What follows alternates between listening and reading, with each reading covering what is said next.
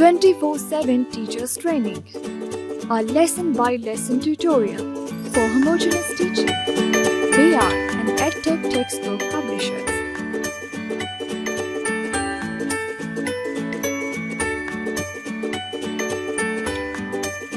Full and empty. Respected teacher, Assalamu alaikum. A warm welcome from Snowman publishers. Our books are based on CPA method, concrete, pictorial and abstract. And the students will learn about mathematical concepts by using their cognitive skills. Let us start with the concept of full and empty. Say Assalamu alaikum and good morning to children. Encourage them to greet you back.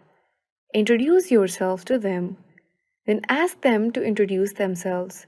If some children are shy and hesitant to speak, the teacher is supposed to introduce them to the whole class. Learning objectives. To enable the students to compare objects based on their capacity. To enable them to differentiate between full and empty. While teaching the difference between full and empty, work on the understanding of the words before you expect a child to use it. Tell the children that they will be comparing quantity as full or empty. We will start with the word empty. Empty means that there is nothing inside a container. When we have an empty bucket or an empty glass, etc. Empty is the easiest to start teaching when talking about capacity, and you can find some examples. Once the concept of empty is made clear, it will be easier for the students to tell items which are not empty. Tell the students that it is not empty, it is full. Full means that we have filled the whole container with no space left. And empty is the word that means there is nothing in the container. It is better to start with the demonstration of real objects. Place 2 glasses on the table. Pour water in one glass and keep the second one empty.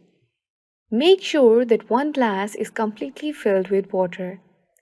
Now ask the children which glass is full, which glass is empty.